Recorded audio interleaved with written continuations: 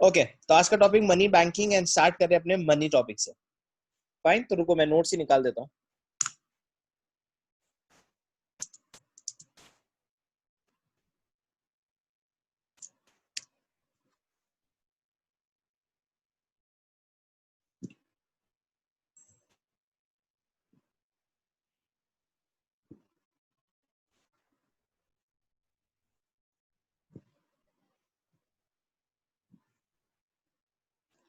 शुरुआत करते हैं। सबसे पहला आजकल टॉपिक है मनी बैंकिंग में व्हाट डू यू मीन। मैंने हमेशा कहा था इकोनॉमिक्स में मनी का काम सिर्फ और सिर्फ एक चीज है, that is it is a medium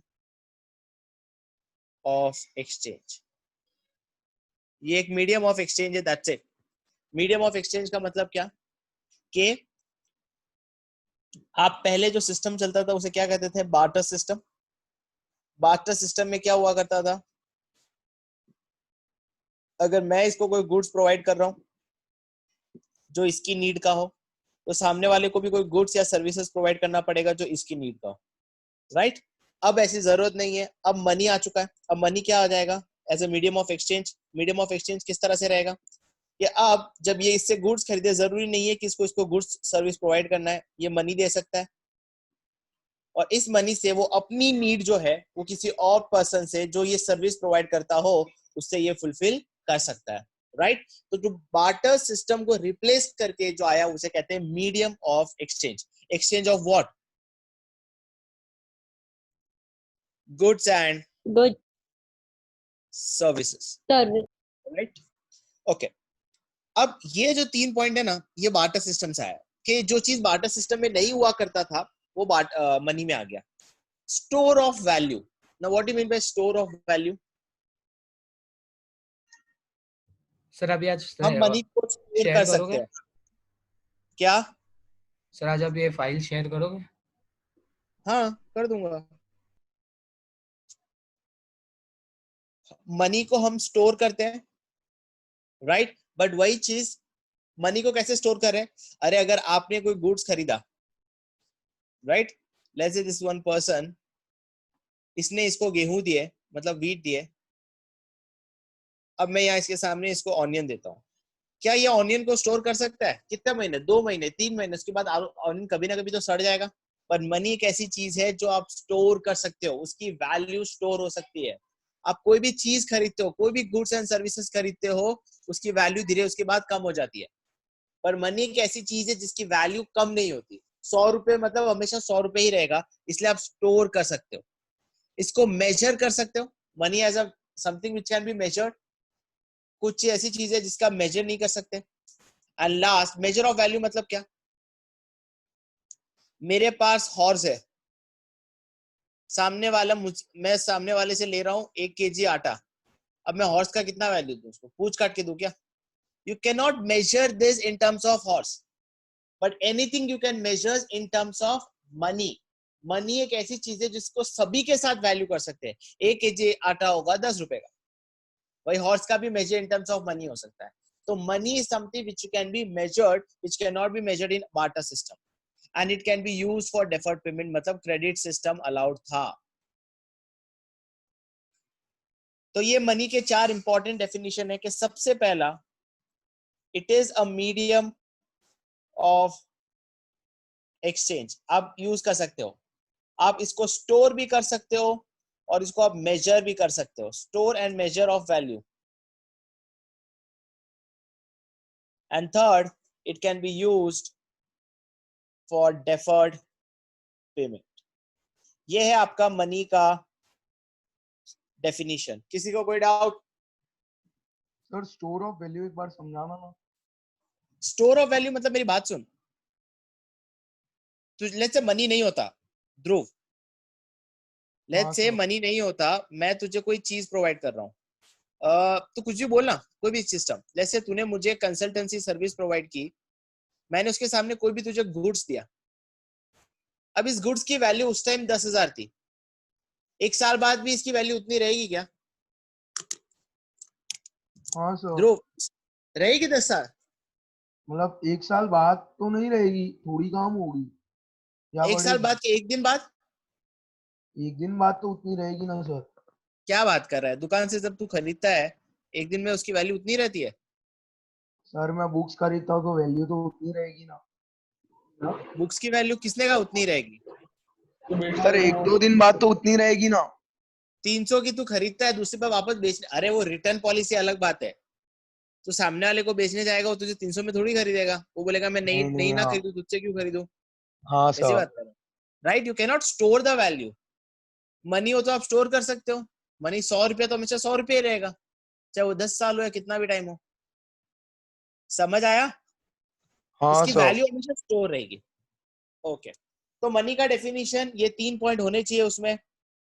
क्या है 3 point? It is a medium of exchange you can store and measure and use for deferred payment. Deferred मतलब क्रेडिट, 2 महीने के बाद भी पेमेंट कर सकता हूँ। चलो अब आगे बात करते हैं कि टाइप्स ऑफ मनी की बात करें। हमारा जो सेकंड टॉपिक है वो है टाइप्स ऑफ मनी। एक होता है फिएट मनी, एक होता है फिड्यूशियरी मनी।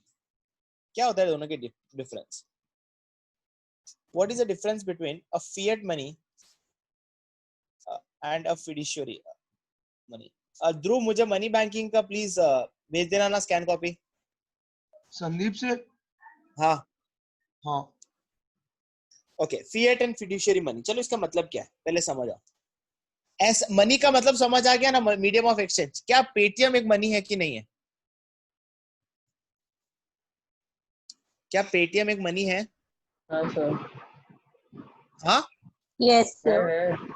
है। yes, obviously it is a medium of exchange. You can store, you can measure, and you can also use for your deferred payment, right? तो money हमेशा जरूरी नहीं है कि जो अपने पास कड़क नोट है वही हो। तो what you mean bye money? अगर फिएट मनी की मैं बात करूं, मैं टाइप्स ऑफ मनी की बात कर रहा हूं। मनी की भी अलग अलग कैटेगरी है।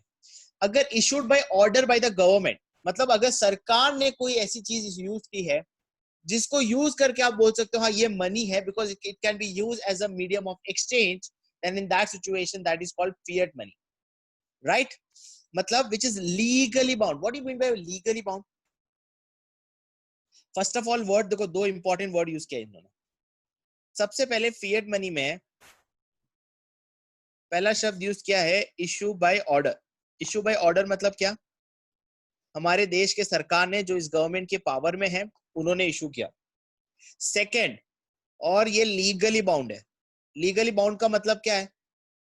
कि पूरे देश में कहीं भी चले जाओ, आपको अगर सरकार ने जो नोट इशू की है इंडियन रुपी, कोई भी ऐसा नहीं कर सकता कि मैं ये मनी एक्सेप्ट नहीं कर सकता। They can not say that. आप चाहे तो उनके ऊपर केस कर सकते हो, बिकॉज ये लीगली बाउंड है। क्या वर्ड यूज किया हुआ है? Legally bound. अगर कोई मना कर रहा है तो आप उसके सामने केस कर सकते हो। इसलिए वर्ड आता है फिएट मनी में issue by order and it is legally bound. समझ आया? जो आपकी इंडियन रुपीज होती है। अब फिड्यूशियरी मनी का मतलब क्या होता है? कि it act as a medium of exchange because of the trust. यह इंपॉर्टेंट वर्ड क्या है फिड्यूशियरी में?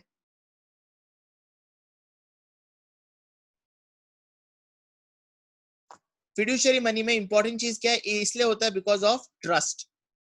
आप पेटीएम इसलिए इस्तेमाल करते हो बिकॉज आपको ट्रस्ट है कि it can be use as a medium of exchange.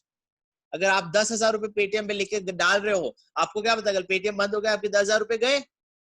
पर आपको ट्रस्ट है, इसलिए आप it can be used as a medium of exchange. आपको ट्रस्ट है कि पेटीएम उतने लेवल का बेनिफिट आपको दिला देगा, इसलिए कहता है it is a fiduciary money. तो दोनों में डिफरेंस समझ सर। आया? सर हाँ ये बोल। फिड्यूशियरी मनी एक बार रिपीट करना ना। हाँ, मेरी बात सुन। ये पेटीएम, गूगल पे, ये क्या बेसिस पे चलता है? क्या बेसिस पे चलता है? दो जन है, ये दो जन है, ये सामने इसको गुड्स दिया, ये बोला मैं तेरे को पेटीएम में पैसा देता हूं। इसको पैसे से मतलब है कि इसको उस पैसे से सर्विस लेनी है। अरे सर पर्सन पैसे। ए जो है, और ऑब्वियसली ये he provides goods so that he can use this money to provide get some other service. अगर ये पेटीएम का पैसा ये क्यों एक्सेप्ट करता है? बिकॉज इसको पता है कि इस पैसे से ये जो चाहे वो गुड्स एंड सर्विसेज खरीद सकता है। एक ट्रस्ट पेटीएम ने बिल्डअप कर दिया है। हाँ सर।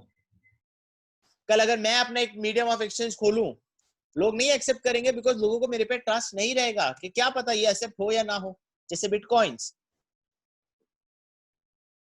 बिटकॉइंस लोगों ने काफी खरीदे, पर लोगों को ट्रस्ट नहीं है कि ये एक्सेप्ट होंगे कि नहीं होंगे फ्यूचर में, इसलिए इतना नहीं चला।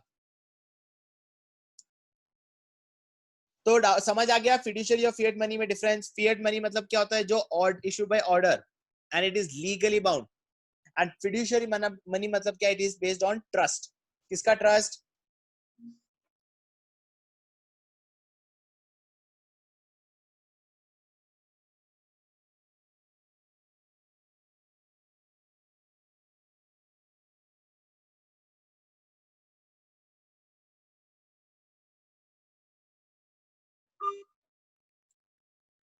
ओके चलो अब नेक्स्ट आगे बात करते हैं full body money and credit money. अब what do you mean by full body money and credit money? देखो अब एक बात बताओ, ये नोट है जिसमें लिखा हुआ है 100 रुपए, और मेरे पास गोल्ड है, और इस गोल्ड का वैल्यू भी 100 रुपए, इस गोल्ड का वैल्यू भी 100 रुपए। अब दोनों में फर्क क्या है बता? क्या ये नोट का कॉस्टिंग 100 रुपए है क्या? अरे ये नोट जो है, क्या इस नोट को बनाने में 100 रुपए खर्चा हुए क्या? क्या इस नोट में ऐसी कुछ खास चीज है क्या जिसकी इसकी वैल्यू 100 रुपए हुई? बताओ। सर गवर्नमेंट ने इशू किया है ना।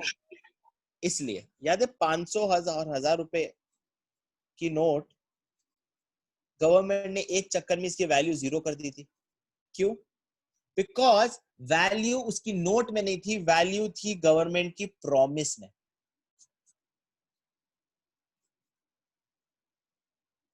वैल्यू उस नोट में नहीं थी, वैल्यू थी उस गवर्नमेंट की प्रॉमिस में। What is the difference between a full body money and a credit money? Money in terms of coin whose value is equals to the money value as and when they are issued. एक minute रुको। Whose a commodity value, ये लिख देना commodity,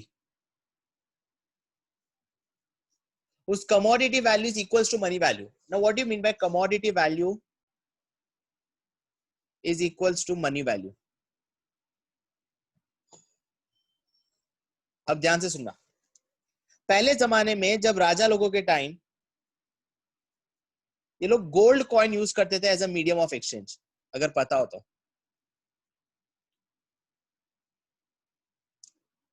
अब अगर इस gold coin है ना, जितना वैल्यू उस गोल्ड का हुआ करता था ना, उतना ही value use as a medium of exchange. अगर उस गोल्ड का वैल्यू 10,000 रुपए, लेट्स से, इसका मतलब क्या कि उस कमोडिटी की जो वैल्यू है वही उसका मनी वैल्यू बन जाता था।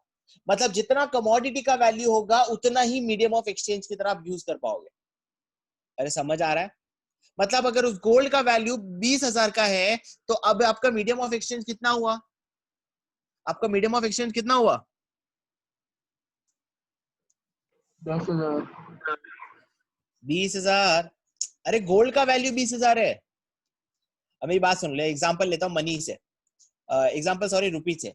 मेरे पास 50 रुपए की नोट है, इसकी मनी वैल्यू कितनी है? मैं कितना मीडियम ऑफ एक्सचेंज कर सकता हूँ इसमें? 50। 50। इसकी कमोडिटी वैल्यू कितनी है? कमोडिटी वैल्यू मतलब ये नोट का कॉस्ट वैल्यू कितना है? ये नोट आधा रुपया, आधा रुपये भी नहीं होता, 20 पैसा।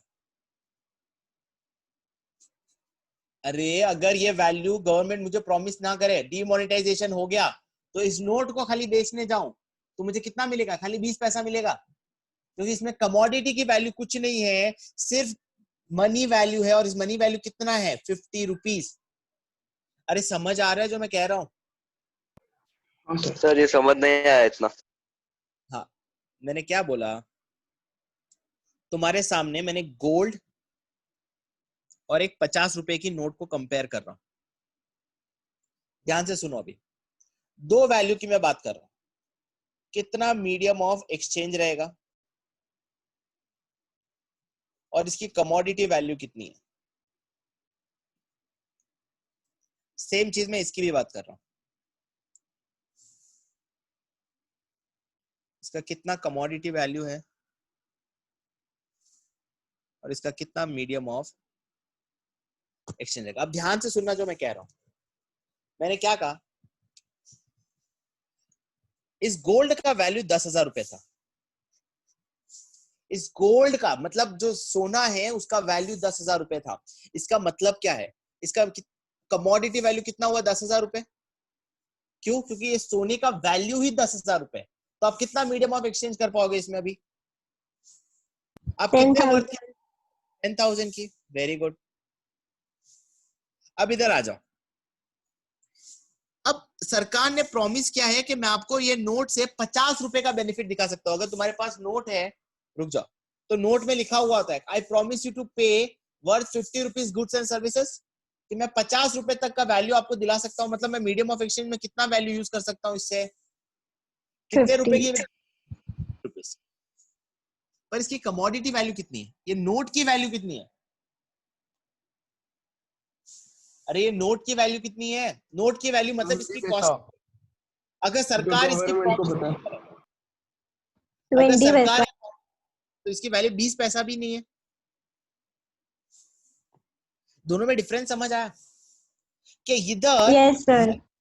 उसकी कमोडिटी वैल्यू डिराइव कर रहा है और यहाँ मनी वैल्यू जो है वो कमोडिटी वैल्यू नहीं, बिकॉज ऑफ गवर्नमेंट प्रॉमिस वो डिटरमाइन हो रहा है। तो इधर कहते हैं कमोडिटी वैल्यू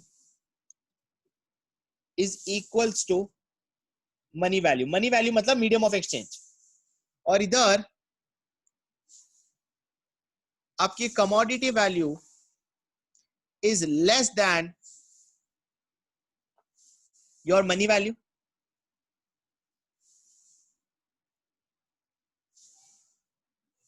यहां तक किसको समझ नहीं आया? बीच से मैं समझा दूंगा। किसको समझ नहीं आया?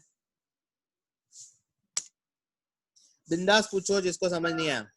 सर एक बार वो आपने जो मनी का वो commodity value is equal to वो वाला बताओ ना एक बार वापस।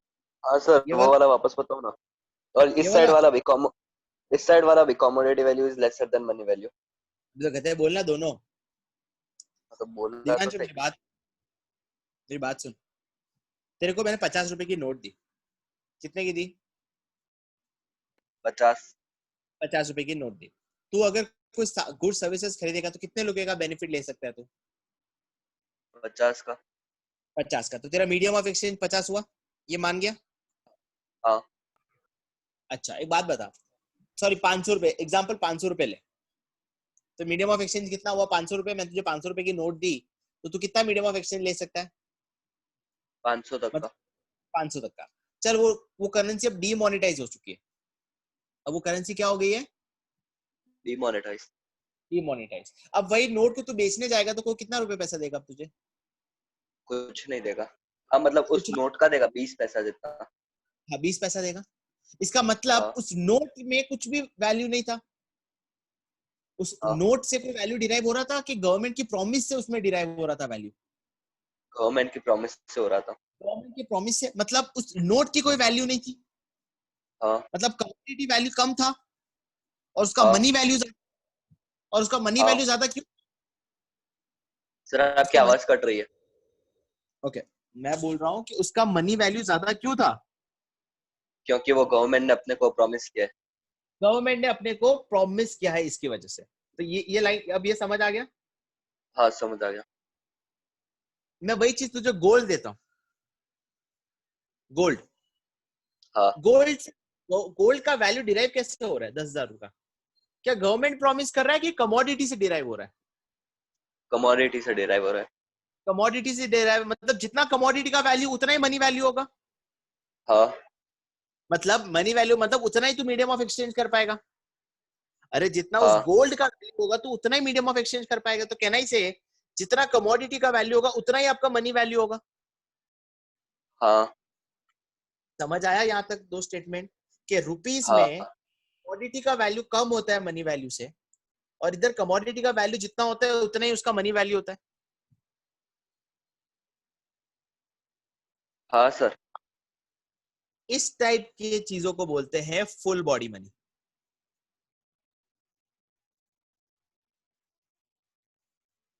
पहले राजा जमाने में गोल्ड जो था वो मीडियम ऑफ एक्सचेंज हुआ करता था।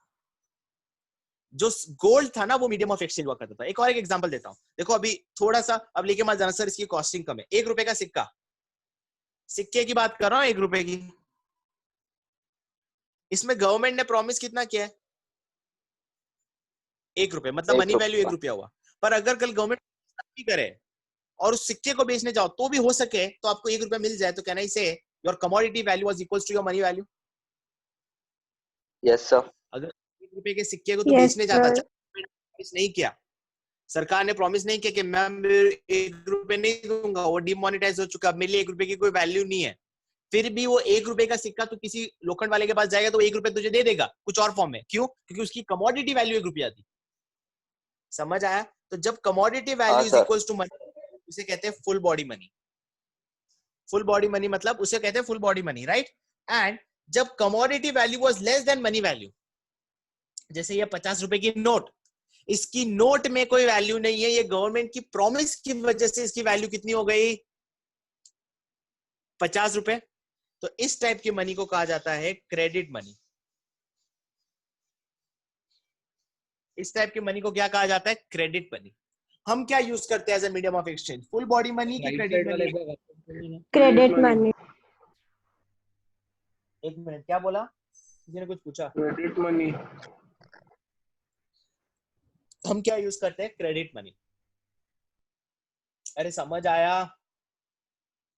Yes sir. सर एक बार राइट साइड वाला रिपीट करना, राइट साइड पार्ट। ओके, मैंने राइट साइड क्या बोला कि जब आपकी कमोडिटी वैल्यू सिर्फ 20 पैसा है। सर हाँ, आपकी आवाज काफी स्लो आ रही है।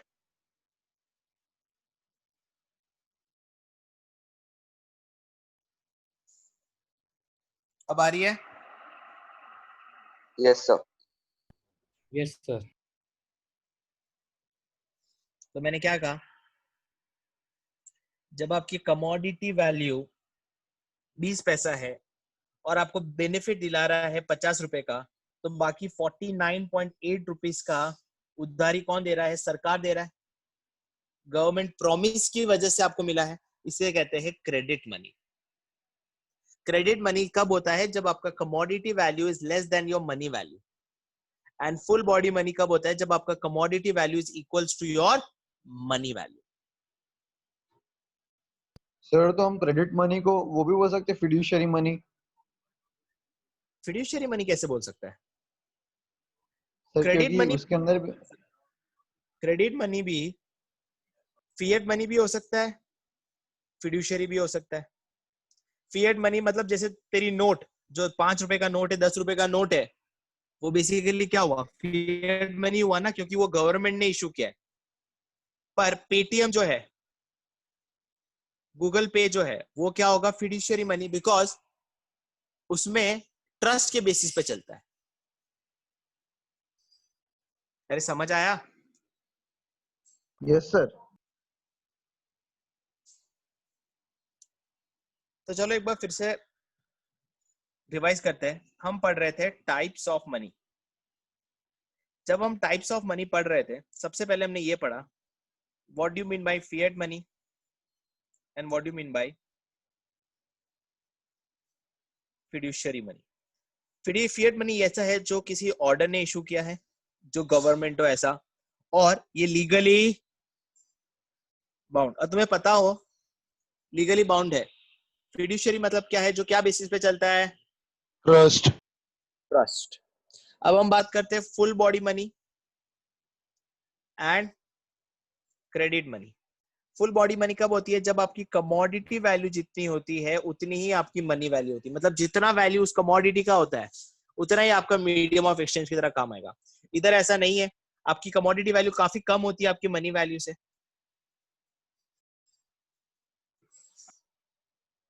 आगे बढ़ते हैं।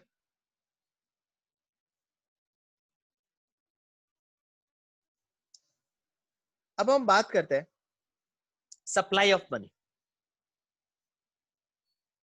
क्या होता है सप्लाई ऑफ मनी? जब मैं बोलता हूं सप्लाई ऑफ मनी, सबसे पहले क्या लिखा है? It refers to total stock of money. What do mean by stock? I hope so stock तुम्हें याद हो, स्टॉक और फ्लो। तो मुझे बता सकता है स्टॉक और फ्लो हमने पढ़ा था मैक्रो। सर स्टॉक यानी Macro एट अ में period of, at a particular period. Point of time, अगर किसी को मेजर किया जाता है पॉइंट ऑफ टाइम उसे हम स्टॉक बोलते हैं, और आपकी किसी को आवाज मेजर कट किया रही जाता है थी। During a. आपकी आवाज कट रही है। हाँ हाँ ठीक है।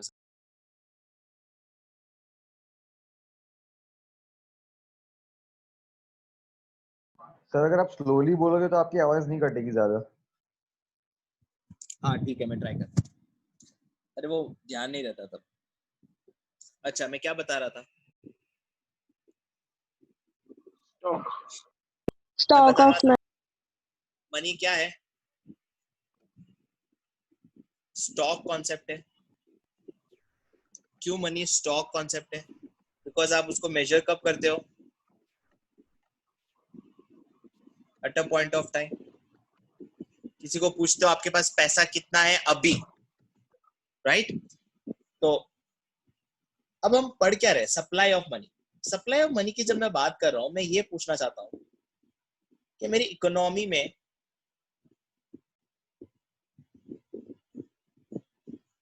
कितना मनी है, मेरी इकोनॉमी में कितना पैसा है। It refers to total stock of money held by the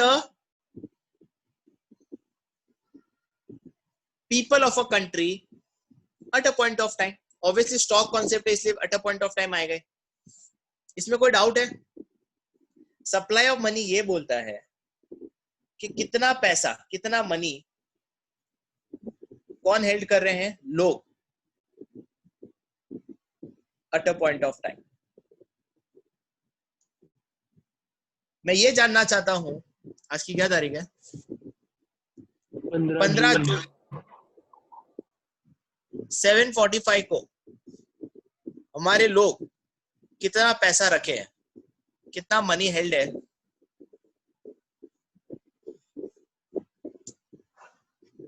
इसे क्या कहेंगे? जैसे 10,000 करोड़ रुपए आज सभी लोगों के पास मिला के है, उससे क्या बोलेंगे? इतना सप्लाई ऑफ मनी है। समझ आया? अब सर सबसे इंपॉर्टेंट बात, सर गिनेंगे कैसे? हर एक के घर जाके गिनेंगे क्या? How will you measure the money supply? अरे आपको कैसे पता चलेगा? सब लोगों का काउंट कैसे करने बैठोगे कि 10,000 करोड़ है आज के टाइम पे सबके पास? क्या सर वो एक फॉर्मूला है ना, m1 का c plus D plus OD. अरे वो ठीक है, अपने पहले सिंपल भाषा में समझते हैं, फॉर्मूला तो बाद में समझेंगे। सर कैसे आप बता सकते हैं कितना है लोगों के पास? वैसे लोग बताते नहीं कितना घर में पैसा पड़ा है, उनको खुद को ही नहीं पता होता है कहाँ पैसा पड़ा होता है। और आप बता रहे हो कि सप्लाई ऑफ मनी मतलब कितना पैसा हर एक लोगों के पास है at a point of time, कैसे पता चलेगा? सिंपल सी भाषा, लोगों से तो मैं पता नहीं कर सकता, इट्स वेरी डिफिकल्ट। पर इन लोगों को सप्लाई करने वाला जो सोर्स था, वो सोर्स कौन होगा? बैंक। आरबीआई। RBI, right? और भी बहुत सारे जन हैं। इनके अगर टोटल कर लूं मैं, तो बात तो वही हुई ना। अगर मैंने यहाँ 10,000 करोड़ की नोट इशू की है और यहाँ सप्लाई किया है, तो लोगों के पास मिला के कितना पैसा होगा? मनी को खाद। अब अगर आपने जलाया है तो वो अलग बात है। सर जैसे आपकी आवाज कट रही है। ओके,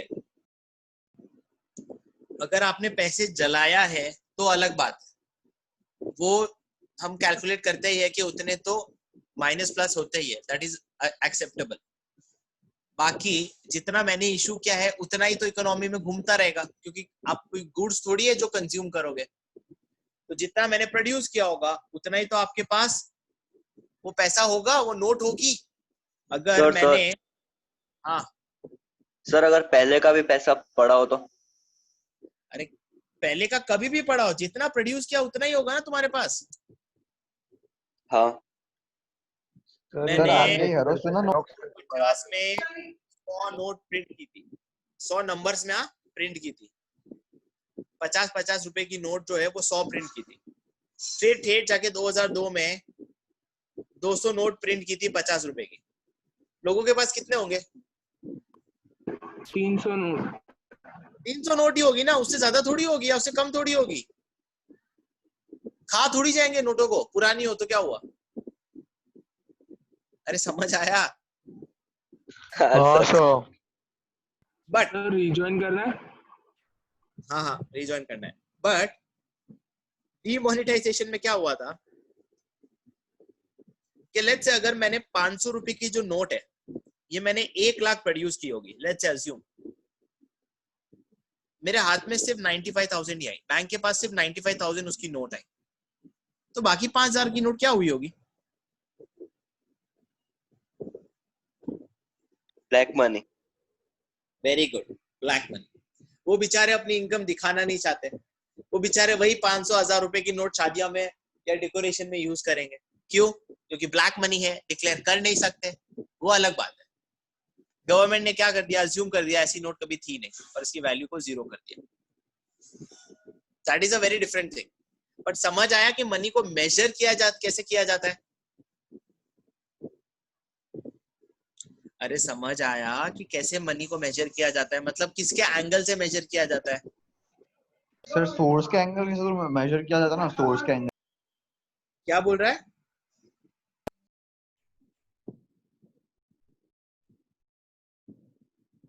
ओके तो हम कहाँ पे थे?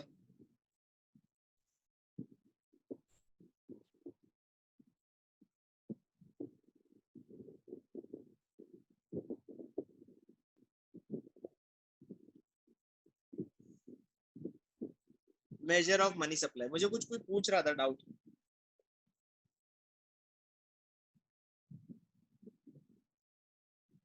अरे कोई डाउट पूछ रहा था ना? सर वो सप्लाई का जो है, मतलब जो एंगल आपने बताया मनी का, तो वो सोर्स के थ्रू ही हम मेजर करेंगे ना। हाँ सोर्स के थ्रू, जहां से मनी का प्रिंट होता है वहां से मेजर किया जाता है। समझाता हूँ, देखो यहाँ पता चल जाएगा। देखो समझते कि किस तरह से मेजर किया जाता है। इस इंडिया में 4 तरीके हैं मनी को मेजर करने के, जिसे बोलते हैं M1, M2, M3, M4। हम सिर्फ तुम्हारे कोर्स में खाली M1 मेथड है बस। M2, M3, M4 तुम्हारे मेथड नहीं। अब ये M1 मेथड क्या है?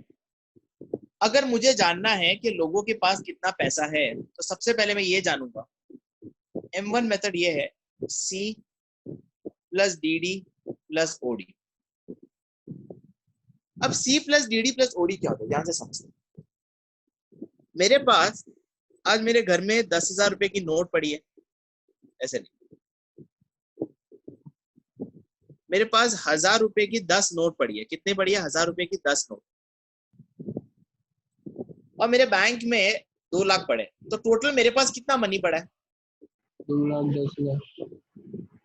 2,10,000। सर कैसे ऐड किया 2,10,000? 1,000 इंटू 10 प्लस 2 लाख रुपए आपके बैंक अकाउंट में, तो आपके पास टोटल 2,10,000 रुपए पड़े। तो बस यही तो ऐड किया मैंने भी। कितनी करेंसी हेल्ड की है पब्लिक ने? अच्छा, कितनी करेंसी हेल्ड की है पब्लिक ने इन terms of notes and coins, कैसे पता चलेगा? सर सोर्स के थ्रू। सोर्स के थ्रू। जितना आपने प्रिंट किया उतनी उन्होंने हेल्ड की होगी।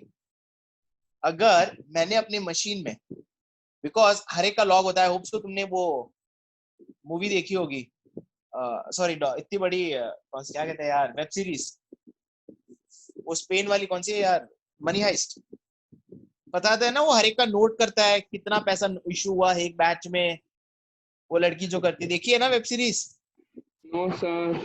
नहीं सर। नहीं देखी है? कौन सी? ओके। मनी हाइस्ट की बात कर रहे हैं सर। हाँ सर, मनी हाइस्ट देखी है। क्यों? अरे तो वो मनी हाइस्ट में वो नहीं करती है वो लड़की, वो कौन? प्रिंट करती है तो हर एक का नोट डाउन हाँ करती है, हाँ एक बैच में कितने नोट प्रिंट हुए वो कैलकुलेशंस होता है। तो हाँ जितने भी सर। बैच में प्रिंट होते हैं ना वो सब नोट किया जाता है।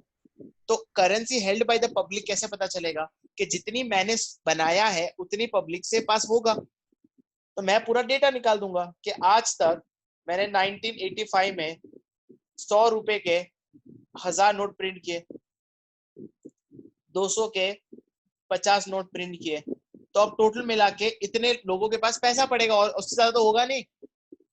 तो क्या करूंगा, 1000 इंटू ये तो कितना हुआ, लाख, 1 लाख। 10,000, तो टोटल कितना पैसा लोगों के पास होगा, 110, 1,10,000। 1,10,000 प्लस उनका कुछ पैसा बैंक में भी पड़ा होगा। Bank is also medium of exchange.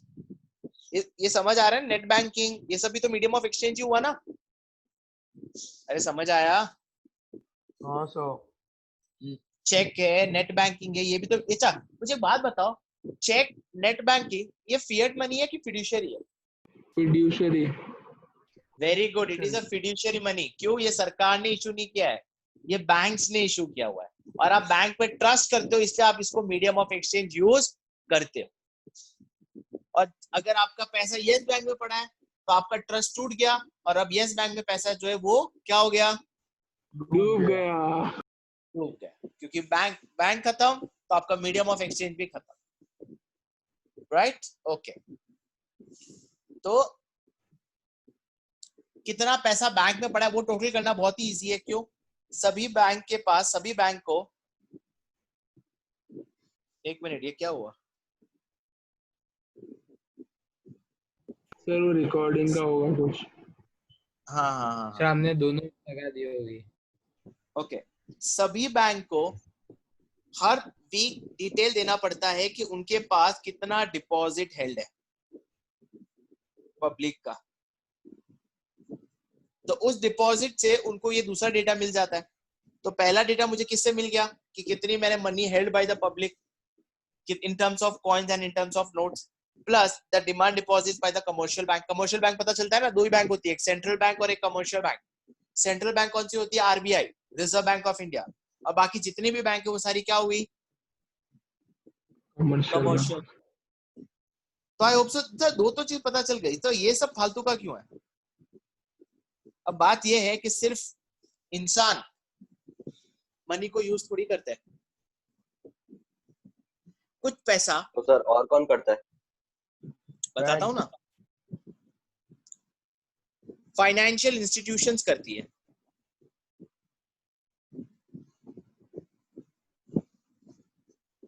Sir एक बात बताओ, मेरा पैसा कैश में हो सकता है, मेरा पैसा बैंक में हो सकता है, अरे मेरा पैसा म्यूचुअल फंड में भी तो हो सकता है। Mutual fund is also medium of exchange. Yes sir. तो इनका पैसा कैसे कैलकुलेट करूंगा, राइट? अरे फाइनेंशियल इंस्टीट्यूशन जैसे बस तुम लोग को पहले डिफरेंस नहीं समझ आएगा। देखो, एक बैंक और फाइनेंशियल इंस्टीट्यूशन में फर्क क्या है, देखो। एग्जांपल, एचडीएफसी और कौन सी बैंक थी वो, डी से थी ना, देना बैंक है कहते वो। अरे बीच में उसका स्कैम आया था। DHFL। हाँ डीएचएफएल, वेरी गुड, डीएचएफएल। अब दोनों में फर्क क्या है कि ये डिपॉजिट एक्सेप्ट करता है और ये लोन देता है। ये डिपॉजिट नहीं लेता पर ये लोन जरूर दे सकता है। ये डिपॉजिट एक्सेप्ट नहीं करता पर ये लोन जरूर दे सकता है, बस इतना ही फर्क है। अब फाइनेंशियल इंस्टीट्यूशन भी एक तरीके का मीडियम ऑफ एक्सचेंज है, क्योंकि अगर यहां मेरा पैसा जमा पड़ा है तो उसे भी गिनना पड़ेगा। तो अगर अब फाइनेंशियल इंस्टीट्यूशन का कैसे पता चलेगा कि उनके, जैसे आपने बैंक का डिपॉजिट का टोटल किया, वैसे इनके जो डिपॉजिट होते हैं ना वो किसके पास होते हैं? आरबीआई के पास। इनका भी तो कुछ पैसा as a medium of exchange होगा ना। फाइनेंशियल इंस्टीट्यूशन अपने पास नहीं रखती वो पैसा किसको देती है? RBI। आरबीआई, तभी वो बिजनेस कर सकती है। तो उनका पैसा भी टोटल करना पड़ेगा। वैसे ही कोई फॉरेन बैंक है, जैसे एक मिनट,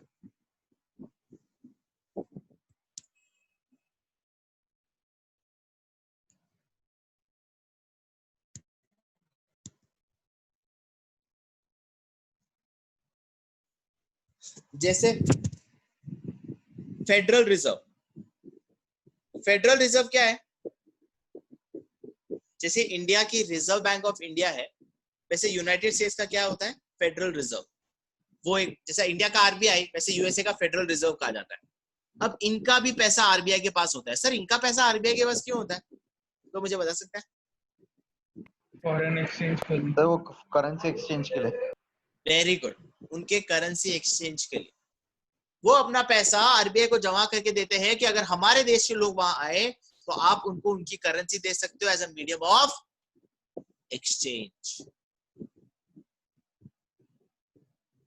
प्लस जैसे ये फाइनेंशियल इंस्टीट्यूशंस है, वैसे इंटरनेशनल फाइनेंशियल इंस्टीट्यूशंस भी है जो अगर इंडिया में आए तो उनका डिमांड डिपॉजिट। तो मतलब मेरी बात सुनो, क्या किया हमने?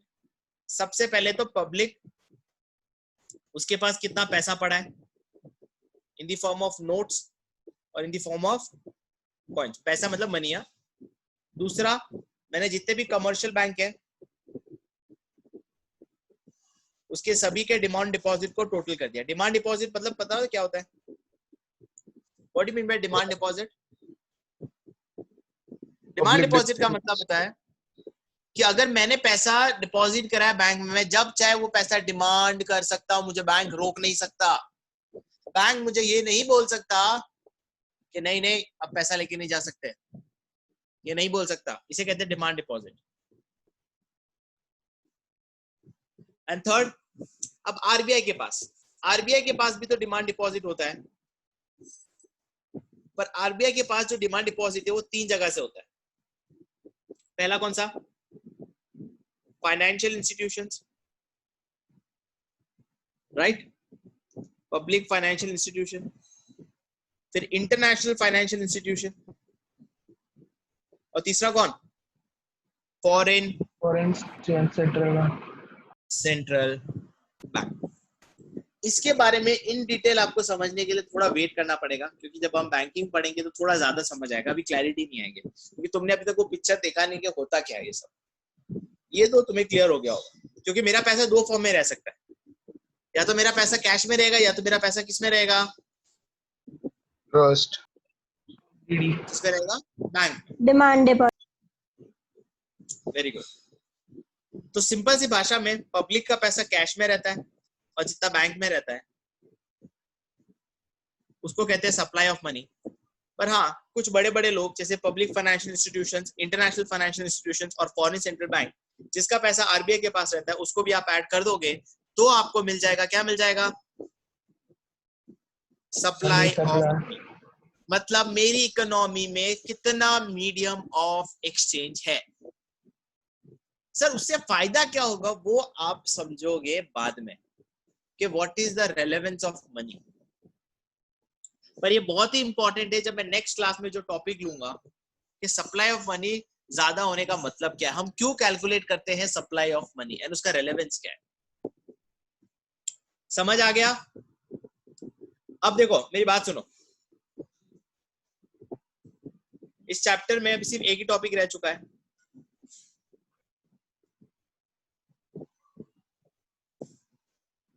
और ये चैप्टर हो जाएगा। मनी बहुत छोटा चैप्टर है, बैंकिंग बड़ा चैप्टर है। मनी चैप्टर कुछ भी नहीं है, जो मेन चैप्टर है वो बैंकिंग है। पर मनी से भी 3 मार्क का क्वेश्चन जरूर आता है, चांसेस होते हैं 3 मार्क के क्वेश्चन। तो 3 मार्क में बचता है खाली ये टाइप्स ऑफ मनी, और दूसरा हाउ यू मेजर मनी। तो ये दोनों के चांसेस काफी ज्यादा हो जाते हैं आप पूछने के। एक और टॉपिक बच गया है और वो टॉपिक हम नेक्स्ट क्लास करेंगे, तो ऑब्वियसली इन 3 टॉपिक में से एक आने के चांसेस ज्यादा हो जाते हैं। क्लियर? एक बार रिवाइज कर लेते हैं हमने आज क्या क्या पढ़ा। हमने सबसे पहले पढ़ा मनी। मनी क्या है? Medium of exchange. दूसरा क्या पढ़ा मनी के बारे में? कि मनी जो है आप स्टोर कर सकते हो प्लस मेजर कर सकते हो। तीसरा हमने क्या पढ़ा? It can be use for deferred payment. Very good. फिर हमने पढ़ा types of money.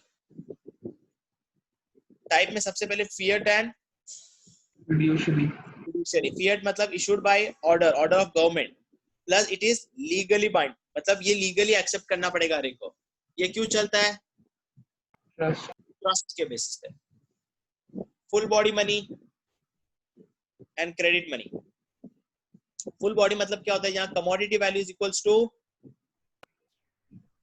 Money value, और यहाँ क्या होगा? Commodity value is less than money value. Money value. Types of money होने के बाद हमने पढ़ा supply of money. Supply of money मतलब क्या? कि कितना स्टॉक ऑफ मनी है जो लोगों के पास है at a point of time. इसको मेजर कैसे किया जाता है? C plus D D plus OD. C मतलब currency held by the public. Public किस फॉर्म में रहेगा? या तो सिक्के, कॉइन्स, या तो note. Demand deposits with commercial bank and other deposit with RBI. कौन कौन करता है अदर डिपॉजिट विद आरबीआई? बोलो। Public financial institutions, public financial institution, फिर international financial financial institution and central bank. Clear? Yes sir. चलो फिर sir अब next lecture कब होगा? अब नेक्स्ट लेक्चर तुम्हारा होगा फ्राइडे और सैटरडे। सर ये भी नहीं, बीएसटी का तो नॉर्मल है यार। इस बार ये वीक में सिर्फ इको का 2 बैच का लाइन कर रहा हूँ, फिर नेक्स्ट वीक ऐसे बीएसटी का करूंगा। सर वो स्टोर और मेजर वाला एक बार वापस से समझाना ना। स्टोर मतलब बाकी जिसको जाना जा सकता है। मैं वही बता रहा हूँ। तेरे को मैं 2 चीज देता हूँ। या तो तूने मुझे कोई कंसल्टेंसी सर्विस दी, उसके सामने बोला या तो मैं तुझे गेहूं देता हूँ या तो तुझे मैं पैसा देता हूँ, तू क्या लेगा? Sir money. नहीं, तुझे गेहूं की जरूरत भी है। सर पर मनी लूंगा ना। क्यों? सर उसकी वैल्यू तो उतनी की उतनी रहेगी। गेहूं की वैल्यू तो मतलब इंक्रीज डिक्रीज हो सकती है। पहली बात सर, गेहूं चाहिए भी होगा तो मैं पैसे खरीद के ले सकता हूँ। दूसरा, जितना चाहिए उतना ले सकता हूँ। अभी कभी सारा गेहूं ले लूंगा तो खराब हो जाएगा। मतलब आप गेहूं को स्टोर नहीं कर सकते, उसकी वैल्यू को स्टोर नहीं कर सकते, पर मनी की वैल्यू को स्टोर कर सकते हैं। कर सकते हैं। मेजर का मतलब क्या होता है? मेजर मतलब मेरे पास एक घोड़ा है और मुझे सामने 10 केजी का राइस है। सर आवाज कट रही है। हाँ, 1 मिनट। मेरे पास एक हॉर्स है, सामने वाले के पास 10 केजी राइस है, 4 केजी मैदा है, 3 किलो टमाटर है। तीनों को कैसे कन्वर्ट करेगा?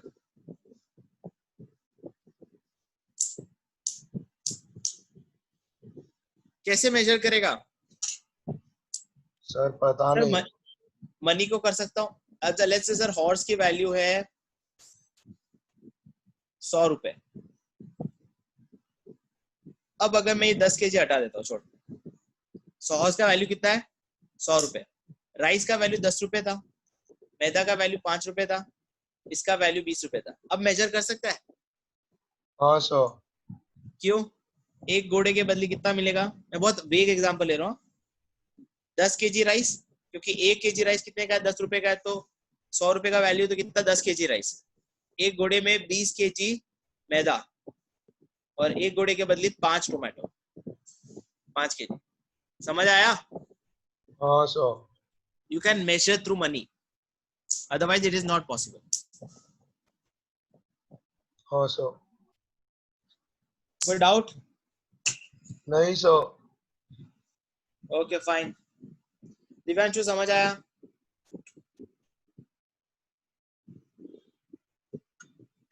Yes sir. सर बोल।